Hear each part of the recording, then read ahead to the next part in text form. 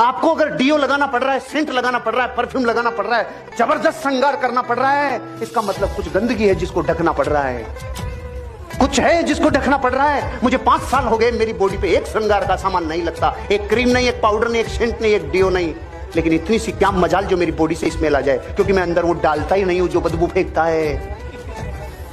आपको क्यों ढकना पड़ता है? क्योंकि अंदर वो डाला है जिससे बदबू फेंकता है।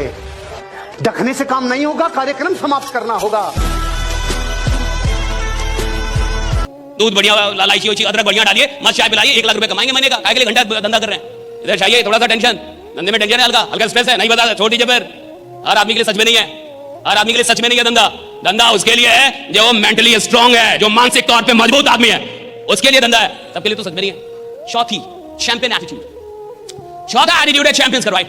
और चैंपियन एटीट्यूड क्या होता है ये समझ लिए। ये जो चैंपियन एटीट्यूड वाले लोग होते हैं ना, ये कहते हैं अगर इस दुनिया में, अगर इस पूरी दुनिया में किसी भी काम को, किसी भी मंजिल को, किसी भी उपलब्धि को अगर एक आदमी ने भी करके दिखाया है, अगर इस पूरे जमाने में किसी एक आदमी ने ये काम करके दिखाया है, तो मैं लिख के देता हूं दूसरा आदमी मैं रहूंगा, राइट? मैं लिख के देता हूं, राइट? ये चैंपियन किसी को दिखाई ना दे और एक आदमी को दिखाई दे, बीमारी है।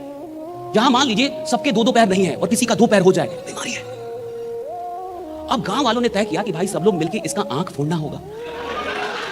तो दिखाई देता है, बहुत तकलीफ में है, बीमार है भाई। तो गांव वालों ने ये मिलकर समझौता किया कि भाई कुछ भी करके आज रात इसके आंख फोड़ दिए जाए, क्योंकि एक ही आदमी है पूरी बिरादरी में जो बीमार है और इसको ठीक करना हमारा कर्तव्य है। ऐसे ही समाज में भी कोई आदमी अचानक से सपना देख लेता है कि मैं करोड़पति बनूंगा, तो उसके अगल बगल के लोगों को लगता है ये बीमार हो गया, तो फंस गया, राइट? अब 10 लोग मिलकर उसको समझाने लगते हैं कि भाई इन सब चक्कर में नहीं फंसना, आराम से नौकरी करो। आप समझ रहे हैं?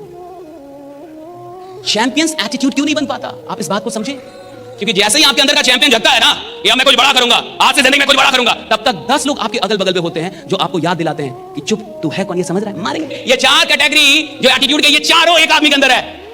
आप भी कभी कभी बीपीएल एटीट्यूड रखते हैं कुछ काम के लिए, आप भी कुछ काम के लिए लोअर क्लास वाला एटीट्यूड रखते हैं, हमसे नहीं होगा, मैं बोलने पे मैं ये नहीं कर रहा, नालायक। कितना काम होगा इस दुनिया में जिसमें आपने बोल दिया होगा मुझसे नहीं होगा, मुझसे, इसका मतलब लोअर क्लास एटीट्यूड था आपका। क्यों नहीं होगा जी? एक आदमी काम करता है, आप नहीं सीख सकते उस काम को, right? Can't you learn that, right? तो एक ही आदमी में ये चारों एटीट्यूड होता है, चारों।